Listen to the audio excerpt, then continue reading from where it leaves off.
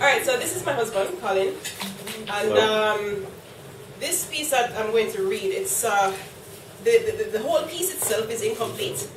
It started as a result of a conversation that he and I had when we first started dating. And you know, when you meet somebody, like you meet new friends or start up a new relationship or whatever, you know, some of the first few conversations you have, you're sharing anecdotes about, you know, your childhood, that kind of thing. So, you know, I shared a particular story, and this is what's supposed to be the story of that incident. However, the story itself is still unfinished. What I'm going to read today are the few pages of background to the event that I wrote. Some background to that. It's the piece itself is fictional, but it's based on something that actually happened. I did move. My family and I did move when I was about 8 years old, under less than ideal circumstances. So this excerpt that I'm going to read is about that move. Alright. It was the summer of 1991. I had just finished grade 3 and had come home to the announcement that we were moving. "We'll be living closer to your aunt," is what I remember my mother saying at the time. "We're moving to Red Hills?" I asked, still sweating my uniform from that insufferably exhausting heat which heralds the coming of the hurricane season in the Caribbean. Even then, well before I reached puberty, I was too aware of my skin, how I sweated through my school blouse and tunic, how I oozed all manner of oils, microorganisms, and grease from my face whenever it got really hot. I remember wondering why my skin didn't have that cool matte finish like all those other black people I used to watch on satellite TV. Maybe the air was different in America, is what I used to think. Or maybe I'd grow out of this skin someday, you know, like a snake. A more comforting thought. My mother proceeded to inform me that no, we weren't moving to Red Hills, but close by. Up until that point, it was the strangest conversation I'd ever had with her. There was no haranguing of my father, who was in the kitchen at that time, and no lengthy sermons about how this and many other things were his fault, which was true. She simply stated in the coolest, most dismissive civil servant tone that we were moving to this area near my aunt's house in 2 weeks and that they, my parents, were going to take me to see the new house on Saturday. Full stop. The end. And that was that. When Saturday came, I had completely forgotten that we had an excursion planned for the day. I remember waking up to being half sleepily led out of bed to the bathroom to shower, to the dining room to eat and drink cocoa, and then flopping down in the rightmost corner of the backseat of my father's van. The first 5 minutes of the drive were silent. Then we drove past Devon House.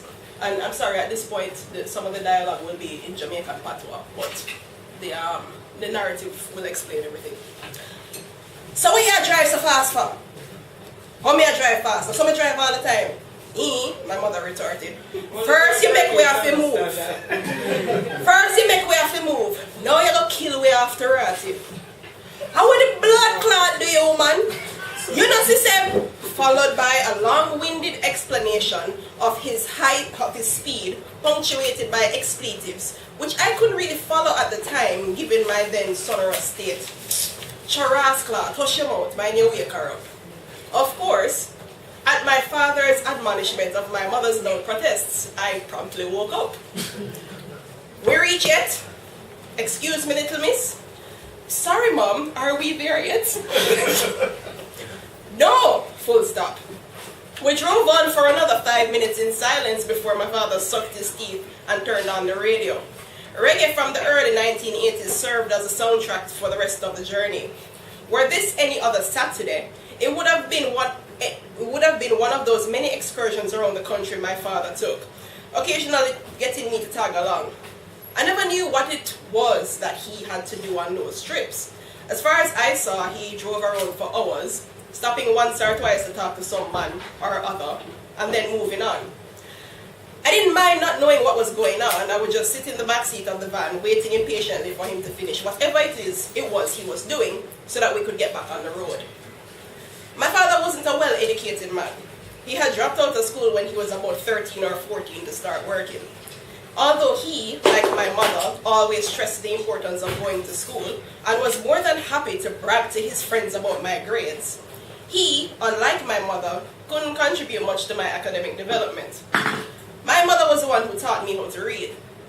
When I started kindergarten, I could already write my name, spell more three-letter words than many of my classmates, and name all of Jamaica's 14 parishes without pausing to think about it. My father taught me other things, using the van as his classroom. By the time I was in grade 2, I knew the fastest route to school, well enough to advise my friends' parents. The various maps of Jamaica we studied in geography class came alive each time I went out driving with my father. Whenever teachers would ask questions like, "Now children, who can tell me where Bogwall Gorge is?" I would happily reply, I can even tell you how to get there too. We drove past Calabar High School, a prominent high school for boys, and my father abruptly announced that we were almost there. I said I hadn't known that Calabar was there. My mother scoffed and muttered something to the effect that the school was probably the only good thing about the area. My father shot back with a remark about my mother never being satisfied with anything. I took a deep breath and closed my eyes, waiting for the ensuing blow-up. Fortunately, my parents just reverted to the usual resentful silence, and I was safe. Safe for the rest of the day, of that day anyway. We turned right onto a winding road and then pulled onto a block that consisted of 2 houses on either side of the street, with what appeared to be one small house with a low green wall at the end. The minute I got out of the van, I knew that the home behind the wall was different from all the other homes on the block. As we were about to go through the gate of what was to become our new home, we heard a stream of profanities such as I had never heard or imagined before, blaring from behind the green wall. Sorry, this one. I'm going to murder this nasty bomber asshole today, you know. We met this little dirty girl, now hear me when I say, you soon see her out the road and wore down the damn place till her crotches catch a fire. The child whose grim future was just foretold by her increasingly aggravated mother, sauntered out to the gate and stared at us. She was probably a year younger than I was and almost a foot shorter, but as she stood there in her filthy tank top and underwear, I got the feeling that if she were so inclined, she could leap at me in one bound and rip me to pieces. I looked away and up at my mother, who was regarding the child and the home behind the green wall with disgust. "Tenement yard," she spat out. "Boy, your father, you see." And with that, she trailed off into another lecture about how worthless and unambitious he was. When we took our 10th step from the gate and ended up standing in front of the steps of the veranda, I noticed how small the yard was compared to where we still lived then. I turned around and stole one more glance at the green wall. "Mom, what's a tenement yard?" I was it. "It's a big yard with about 3 or more houses in it." "Oh, so you mean it's not just one family next door?" "Right, and judging from the appearance of that little girl that we saw over there, they're not clean people, so I don't want you going anywhere near there." "Yes, I mean it. Not even if any of those children talk to you. You hear how that woman cussed her little girl? I don't want you getting mixed up with those careless people. You already have enough friends at school." "Yes, full stop." The new house was dark. Its living room lacked the New Kingston house's big glass doors and space for 5 cartwheels. I could only cartwheel 3 times from one end of this living room to the next. Our new kitchen was a third the size of the old one, and it seemed that there was no real benefit to moving to this place, so I asked, "Daddy, why are we selling the other house?" My mother pinched my shoulder and shushed me, even though it wasn't necessary. My father had wandered off into one of the bedrooms and appeared not to have heard my question. My mother squatted facing me. "Don't ask him anything about that." "But I said don't! Your father is not going to give you a straight answer, and I can't talk about it again right now. It's too much for me." She was near tears. "When you get older, I'll tell you all about it." Seeing my mother cry always made me quiet. As soon as I heard the choke in her voice, I would feel a lump in my throat and which I imagined was identical to the one in hers. Upon feeling the imaginary mass, I felt silent, unable to say anything, even if I did have something to say. I looked around, slightly embarrassed at not being able to sound intelligent like the bright daughter my parents always boasted about. My eyes fell to the marble tiles below my slippers in one of many awkward moments that would come to define the quirky adult telling this story. Presently, we heard my father lumbering down the hallway, and in half a second my mother was composed. She regarded him with a cold stare. Where you look for me suffer? She sucked her teeth and tapped her left foot in irritation, arms crossed. I was just thinking what a nice area this is, she said crossly. My mother always used standard English with my father when she was really upset. It reminded him who was better educated. It was her way of gaining higher ground. She pursed her lips with her right eyebrow raised, surveying the new house's living room. She continued, yes, very nice. I'm sure moving from living next door to a diplomat to a neighborhood that harbors gunmen is just the change our daughter needs. My father's eyes widened and he was about to explode when my mother abruptly turned on one heel and sauntered out the front door. His face relaxed when his bloodshot eyes settled on me. He went on to joke about how stoosh my mother was. Why couldn't she just take it easy? Why did she have to be so uptight about everything? That's why I like spending most of my time with him, eh?